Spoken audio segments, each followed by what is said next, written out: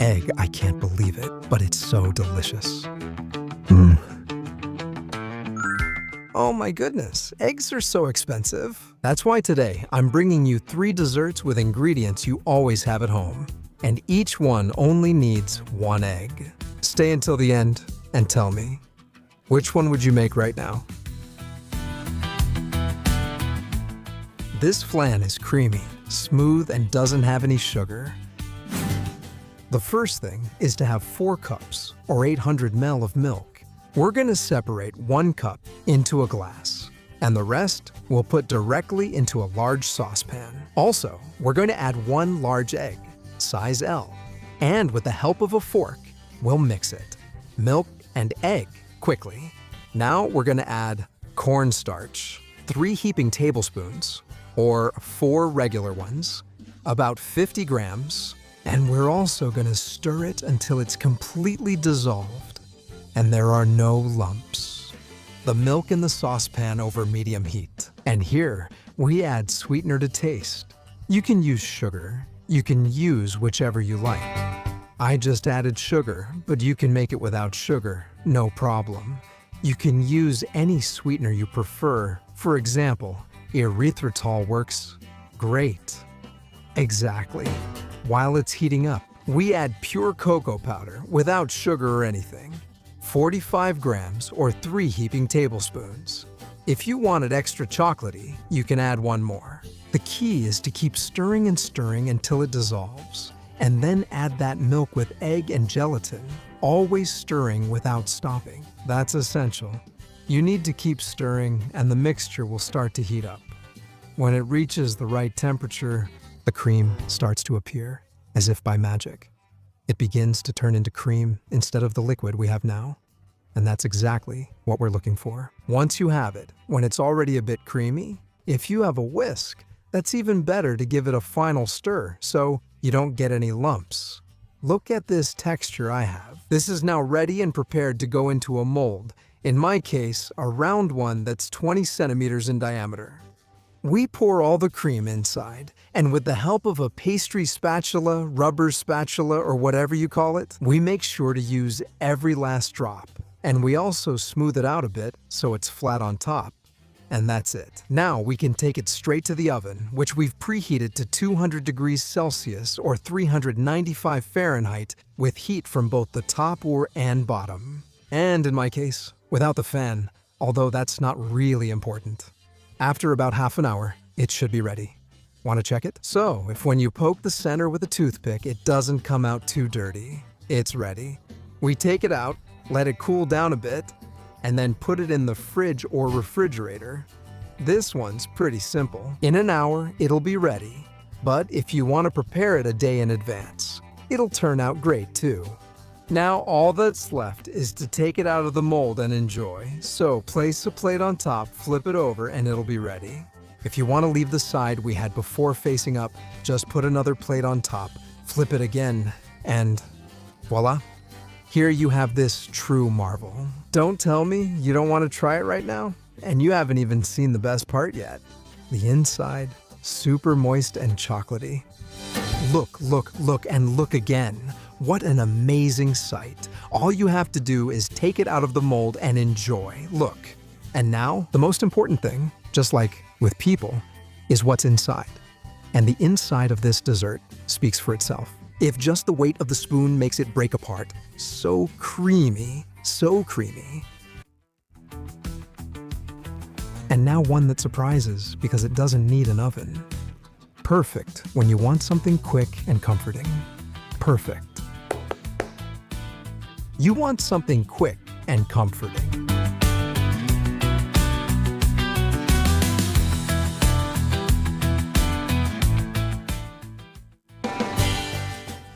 We start with a large bowl where we add 230 milliliters of milk, about 1 1/5 cups. We add a heaping tablespoon of sugar, which is about 15 grams, and 1 egg. A large one, size L.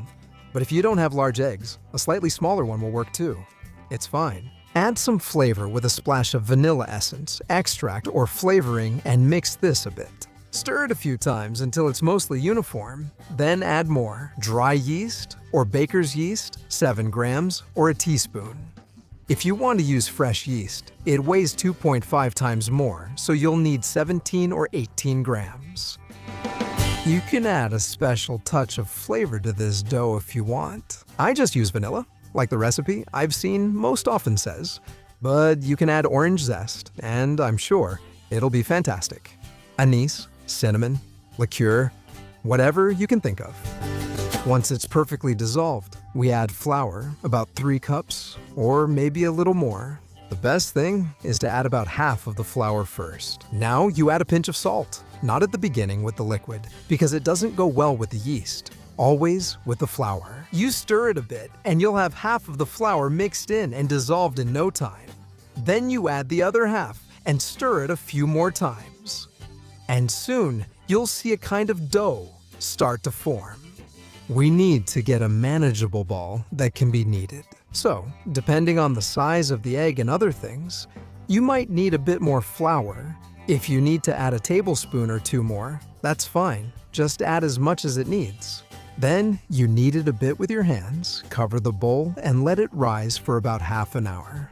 After that time, it should have puffed up a bit. This is the right time to place it on a flat surface, either dusted with a bit of flour or with a silicone mat like this one. You give it a very, very gentle knead, just enough to move it around a little bit. And this ball is the one we're going to use to divide into several small portions. I'm gonna make about 12 candies, so a ball about this size, more or less. Flour. We flatten it a little, knead it over itself, shape it, and we have the first little bun ready. We repeat the process until we've used up all our dough. Once you have it, cover it again. So put a cloth on top and let it rest for another 15 minutes or half an hour, depending on how much free time you have. Afterwards, they will have puffed up a bit more. And this is what we're going to roll out. As you can see, it's soft. So we press it down a little, but not too much, just enough to stretch it out a bit. Once it's rolled out, you make a few small cuts with a knife and use the knife itself to separate them a bit, so it creates a little space. This will make the oil, when frying, get into all the areas and cook it completely, so you don't have any uncooked dough left. In the center, keep it simple, which also looks very nice. You see, you can do it directly just by shaking the knife a little as you cut, moving it side to side as you go. Then, I recommend that you have a plate ready with some kitchen paper or paper towels, because we're going to fry. You'll know the oil is hot when you put something wooden in the center and bubbles come out. I have the oil at medium-high heat. The stove is at medium-high. My cooktop goes up to 9 from 0, and I have it set at 7. We put 3 of the sweets in. Or in your case, if your pan is bigger, you can add more. But make sure to watch them because they cook very, very quickly, in just 1 or 2 minutes. You'll have the bottom side golden brown. So as soon as you see it's golden, flip it over and cook the other side. If you thought the first one cooked quickly, this one, now that everything is hot, will cook even faster, maybe in less than half the time. Come on, flip them over and pay attention. Pay attention. Here's what we'll do. Once they're golden on both sides, take them out with a slotted spoon or any similar tool. Let the oil drain a bit so they're as dry as possible, and place them on that plate with absorbent or kitchen paper, which will remove the excess oil. That way, they'll be crunchier and tastier with the same amount of effort. It's amazing how much that kind of paper can do. Once you start cooking the first ones, the rest will be exactly the same, so I won't bore you. I'll just keep putting them in here. And let me tell you, time flies on the internet, so I'll be done with all of them in no time. Look, then what you have to do is decorate a little. I like something simple and effective. So I take powdered sugar, put it in a strainer like this, and shake it. They say that sugar will fall through the little holes, like Christmas snow. Look, how beautiful. Once you have it, just put it on the tray and enjoy. Look, look, look, look, look. What a perfect tray for your next snack or gathering. Don't tell me you don't feel like grabbing one right now. And they're really easy to make. It's true. You prepare them with very few ingredients, and they're also really cheap. Nothing but advantages. I hope you really like the idea and that you dare to try making it, because I'm sure you're going to enjoy it.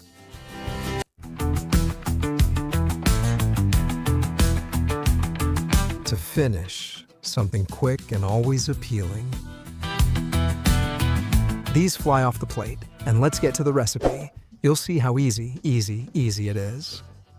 First, place the shredded coconut in a large bowl, add the sugar, and stir a bit so it mixes evenly. That's it, really easy. And add the egg, which should be a large one. If you don't have large eggs, you'll need to add 1.5 medium eggs. All right, put it in and mix everything together. It's that easy. Let me explain.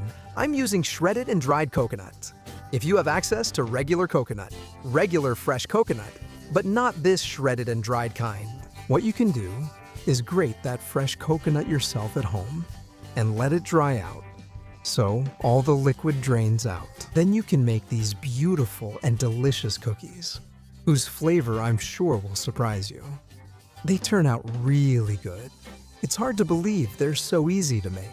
Well, as you can see, I keep flattening the dough with the help of a spatula, although I could use a spoon or any other utensil, even my hands, as long as they're nice and clean. Of course, once you have everything mixed together, now it's time to get your hands a little dirty. What we're gonna do is take about 3/4 of a spoonful with a spoon. See, I do this to have a more or less visual measurement, so the cookies end up being about the same size. All right, we take the spoonful, and now we're gonna shape it with clean hands. The first thing we need to do is press the dough together firmly. See, we press it so it compacts, and now we're going to shape it a bit with our palms, like this, and we end up with a sort of disc. This is good enough for us. We're gonna place them on a silicone mat or parchment paper that we've put on top of the oven rack. We press them down a bit, so they're about 1 centimeter thick.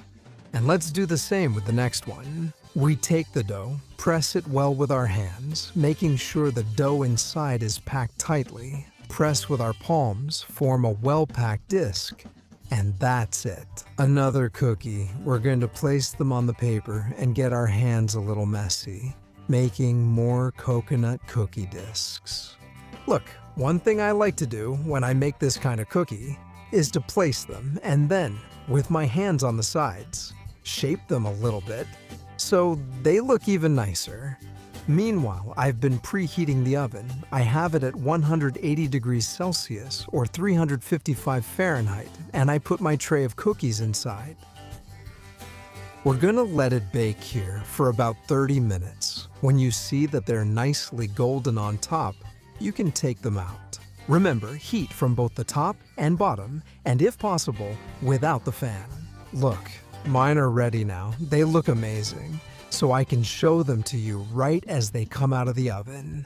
Right now, you can't handle them yet because they're hot and soft, but we're gonna let them cool down a bit. In the meantime, I'm gonna make some more, this time with almonds, and the process will be exactly the same. In a bowl, we put the almonds, add the sugar, mix so everything is well distributed, and then add the egg, size L, so a large egg. We're gonna pierce the yolk and stir so that a kind of paste forms. Exactly the same as before.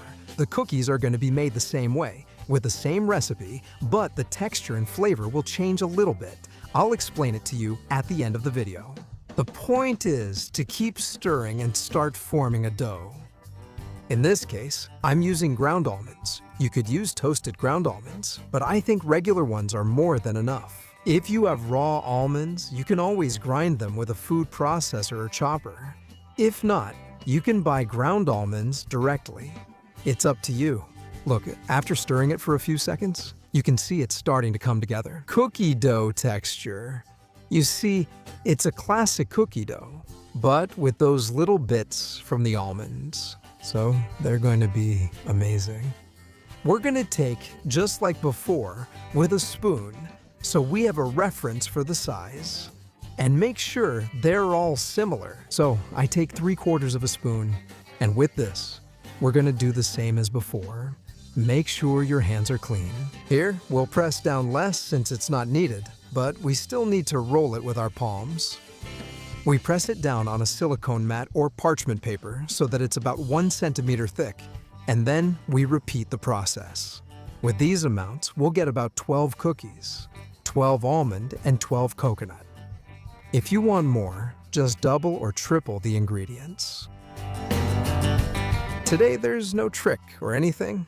Just mix the ingredients really well, press them together a little, and the dough is ready. Now, make the cookies, bake them, and then go ahead and eat them right away. Just like with the coconut ones. I have the oven preheated to 180 degrees Celsius, or 355 Fahrenheit, and we put our tray inside, just like before, on the lower middle part of the oven, with heat from above and below, and, if possible, without the fan. Although this is a bit optional, well, we're gonna bake it here at full heat for 30 minutes. You'll know they're ready because they'll be golden brown on top. So I already have them out. And as soon as they come out of the oven, they look like this. Let's see if we can get them in focus. Look, look, look, look, what a perfect little cookie, just like before. We'll let them cool before touching or handling them, because when they come out of the oven, they're very soft. As you can see, they're 2 cookies that look different with a different taste, but both are delicious and have that rustic touch of a real homemade cookie. Almost like the ones grandmothers used to make. Look, look, look at how amazing they look. 3 ideas with just 1 egg and 0 complications. If you like these Monday summary videos, let me know in the comments.